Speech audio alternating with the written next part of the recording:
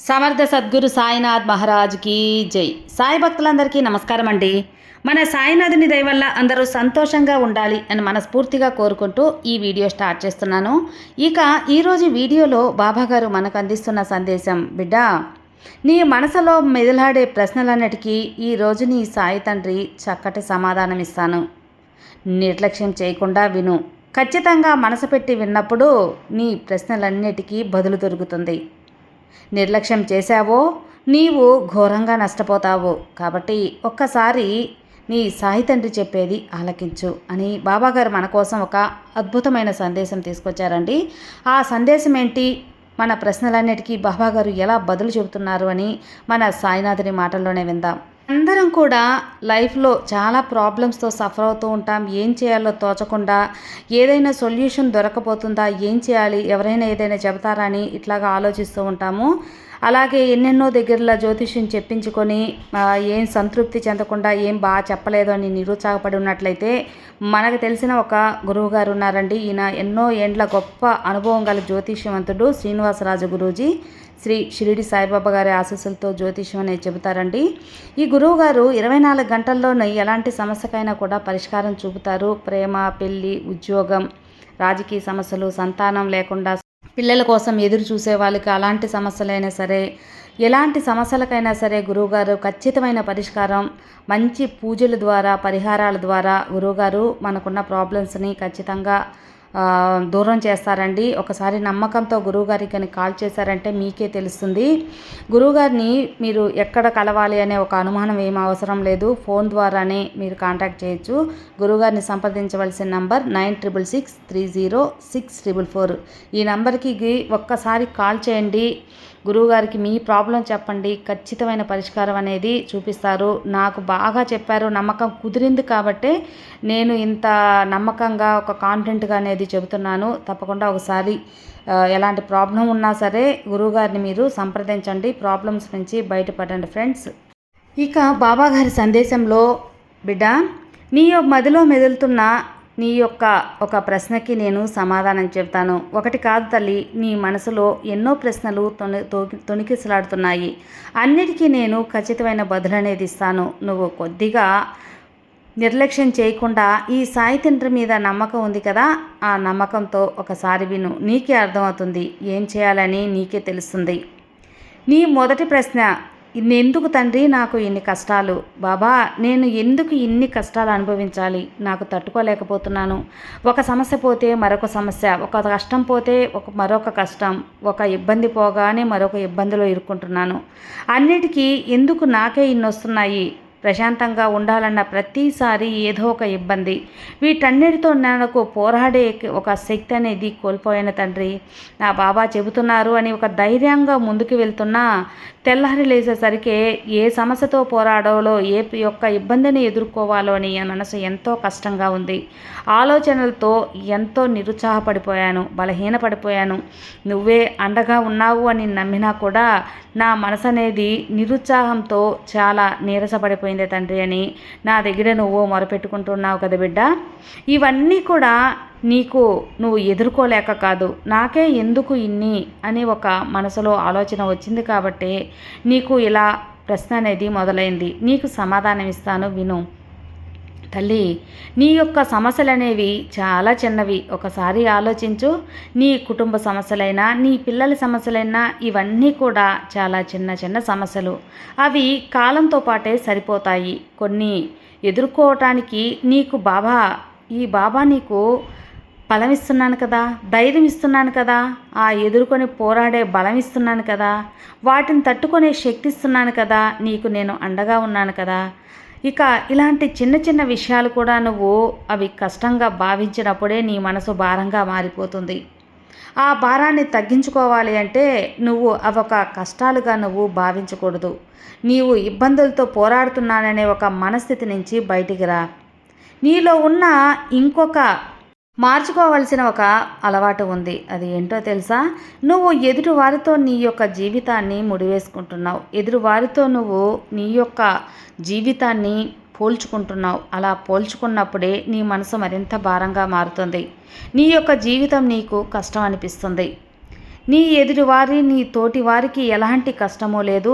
వారు ఆనందంగా ఉన్నారు. నాకు మాత్రమే ఎందుకు ఇన్ని కష్టాలు? వారు ఎలాంటి కష్టము పడకుండా చాలా సుఖంగా జీవిస్తున్నారు. నాకు మాత్రమే ఎందుకు తండ్రి నిన్నే నమ్ముకున్నందుక అనే ఒక ధోరణి కూడా ఒక్కొక్కసారి నా ముందు వెల్లడిస్తున్నావు. నీ సాయిని కాబట్టి, నీ తండ్రిని కాబట్టి నీ మనసులో ఉన్న భావనలన్నీ నాలో పంచుకోవటంలో తప్పులేదమ్మా. కానీ ఒక్క విషయం ఆలోచించు. నువ్వు ఎదుటి వారితో పోల్చుకోవటం మానేసేయి. ఎందువల్లంటే ఎవరి జీవితానికి తగ్గట్టు వాళ్ళకి ఇబ్బందులు అనేవి ఉంటాయి. వాళ్ళ జీవితానికి తగ్గట్టు కష్టాలతో పోరాడుతూ ఉంటారు. వాళ్ళ మన కష్టం అనేది వాళ్ళకు ఉంటుంది. వాళ్ళతో నువ్వు ఒక్కసారి వారి గురించి తెలుసుకున్నప్పుడు, అయ్యో నా జీవితమే చాలా సాఫీగా ఉంది, ఈ ఇబ్బందులు నాకొద్దు తండ్రి అనే ఒక అవగాహనకు కూడా నువ్వు వచ్చేస్తావు. కాబట్టి ఒకరితో పోల్చుకోవటం మాను. ఇక నువ్వు దిగులు పడటం మానేసి, నువ్వు నీకొచ్చిన సమస్య ఏంటి, నీకొచ్చిన కష్టం ఏంటి, దాన్ని ఎలా ఎదుర్కోవాలి, ఏం చేస్తే ఈ కష్టం తీరుతుంది, ఎలా నేను మాట్లాడితే ఈ యొక్క ప్రాబ్లం సాల్వ్ అవుతుంది, ఇలా ఆలోచించాలే. కానీ నాకే ఎందుకు వచ్చిందని అనుకుంటే ఎలాగమ్మా చెప్పు? నువ్వే చెప్పు. నీకు జీవితంలో మనుషులకి కాక చెట్లకి పుట్లకి కష్టాలు వస్తాయా? అలాగే ఏ యొక్క ఉనర్చ లేని బండరాళ్ళకి కొండలకి వీటికి ఇబ్బందులు వస్తాయా? అవి స్థిరంగా ఉండే కదలలేని ఒక వస్తువులు. కానీ జీవితంలో మనుషులకు మాత్రమే భగవంతుడు ఇచ్చిన గొప్ప వరం మనస్థితి. ఈ యొక్క అన్ని గుణాలు మనిషి జీవితం ఎంతో గొప్పదిగా భావించి నీకు ఈ జన్మనిచ్చినందుకు వాటిని పోరాడే శక్తి నీకు జీవితాన్నే పోరాడే శక్తి భగవంతుడు ఇచ్చినప్పుడు నీకెందుకు చెప్పు దిగులు? కాబట్టి నీ చింతగా ఉండు. అన్నీ నీకు సానుకూలంగా మారుతాయి. నీ సాయి తండ్రిని చెబుతున్నాను కదా. ఎప్పుడు కూడా నీ భావాన్ని నమ్ముకున్న వారి కష్టాలు మెల్లిమెల్లిగా తొలగిపోతాయి. నా సాయి సచ్చరిత్ర ఎవరైతే చదివి ఉంటారో వారందరికీ తెలుసు ఎన్నో ఇబ్బందుల్ని ప్రతి ఒక్కరికి దాటింపచేశాను అని. ఈ సాయిని నమ్ముకున్న వారిని ఎవరిని కూడా అన్యాయంగా వదలలేదని. డబ్బు కష్టం ఉన్న వాళ్ళకి ఆ డబ్బు కష్టాన్ని తీర్చాను. అలాగే ఆరోగ్యం సరిగా లేని వారికి ఆరోగ్యం తీర్చాను. ఇలా ఎన్నో సమస్యలకి ముగింపు అనేది ఇచ్చాను. అలాగే చాలామంది మన ఆలోచనకి మనసులో ఉన్న ఆలోచనలకు కూడా మార్పు అనేది కల్పించాను.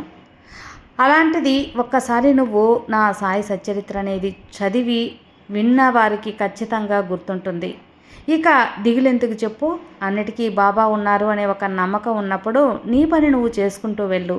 నీ పని చేసేందుకు ధైర్యం, అవగాహన, అలాగే పట్టుదల, అండగా కూడా నేనుంటాను. ఇక నిశ్చింతగా ఉండు. ఈ సాయి పలుకులు విన్న నీకు రేపు గురువారం కదా తల్లి, రేపు గురువారం నీకు ఒక అద్భుతం నీ ఇంట్లో జరగబోతుంది. నీకు శుభవార్త నువ్వు చెవున పడుతుంది. నీకు ఖచ్చితంగా ఒక మంచి విషయం అనేది జరుగుతుంది. అది నీ మనసుకి ఆనందాన్నిచ్చేది, నీ భవిష్యత్తుకు సంతోషాన్నిచ్చేది, నీకు ఖచ్చితంగా వెలుగును చూపించేదిగా ఉంటుంది. నువ్వు కోరేది, నువ్వు ఇష్టపడేదేగా ఉంటుంది. కాబట్టి నిశ్చింతగా ఉండు. ఆ శుభవార్త ఏంటి, ఆ మంచి విషయం ఏంటి అని ఖచ్చితంగా నీవు ఎదురు చూడాల్సిందే రేపటి వరకు. అతి సున్నితమైన ఈ సాయి బిడ్డకు నీ బాబా చెబుతున్న విషయం ఒకటే, నువ్వు దురదృష్టవంతునివి కాదు, ఖచ్చితంగా అదృష్టవంతునివే. అందువల్లే ఈ సాయి తండ్రి నీకు ఇంత మంచి సందేశం వినిపిస్తున్నాను. నీ వ్యక్తిత్వం చాలా మంచిది. నీ వ్యక్తిత్వం ఎవ్వరు కూడా ఈ వేలెత్తి చూపలేరు. వారికి నచ్చినట్లు వారు ఉంటారు. కానీ నీకు నచ్చినట్లే కాకుండా నువ్వు ఇతరులకి నచ్చేటట్లు కూడా బతకాలి, జీవించాలి అని చూస్తావు. నిజాయితీగా ఉండే నీకు నిందలనేవి కొన్ని వస్తూ ఉంటాయి. కానీ వాటిని పట్టించుకోవద్దు. నిజాయితీ పరుల్నే ఏడిపించే నిందలనేవి వస్తూ ఉంటాయి. ఎందుకో తెలుసా? నువ్వు మాటకు కట్టుబడి ఉంటావు కాబట్టి, ఆ మాటకి గౌరవాన్ని ఇస్తావు కాబట్టి. కొంతమంది నీ మీద నిందలు వేయటానికి చూస్తూ ఉంటారు. పరిస్థితులను అర్థం చేసుకొని ముందుకెళ్తూ ఉండు. ఎవరి తప్పులు వారు తెలుసుకొని ఖచ్చితంగా నీ విలువను తెలుసుకుంటారు బిడ్డ. పరిస్థితులను అర్థం చేసుకొని బతకడం తప్ప వేరే మార్గం అనేది లేదు. ఎందుకంటే నీ జీవితం నువ్వు కోరుకున్నట్లు ఎప్పుడూ ఉండదు. కాలం దారిలో ఉంటుంది. సందర్భాన్ని బట్టి, సమయాన్ని బట్టి కొంచెం ముందుకు వెళ్తూ ఉండాలి. జీవితం అంటేనే అంతే కదా. ఈ యొక్క జీవితం అంటే చాలా బిజీగా మారడమో, ద్వేషాన్ని పెంచుకోవడమో, బాధతోనో భయంతోనో సమయం సరిపోకుండా ఉండటం కాదు. నీకు ఆనందంగా జీవించటం, ప్రతి విషయాన్ని ఆస్వాదిస్తూ జీవిస్తూ ఉండు. నీ జీవితం నీకే అద్భుతంగా, అందంగా, ఆనందంగా గడుపుతావు. గుర్తుంది కదా తల్లి. ఇక నిశ్చింతగా ఉండు. రేపు గురువారం రోజు ఈ సాయి దర్శనానికి ఖచ్చితంగా రా. నీకు అంతా శుభమే కలుగుతుంది. నీ స్వప్నంలో కూడా నీ బాబా ఖచ్చితంగా వస్తాను. ఎదురు చూస్తూ ఉండు, ధ్యానిస్తూ ఉండు. ఈ సాయి నామాన్ని ఎవరైతే పలుకుతారో, ఈ సాయిని ఎవరైతే పిలుస్తారో, సప్త సముద్రాల నుంచైనా సరే వచ్చి నేను కాపాడుకుంటాను. ఈ సాయి అనుగ్రహం ఎప్పుడూ ఉంటుంది. సర్వే జనా సుఖినో భవంతు. జై సాయిరామ్.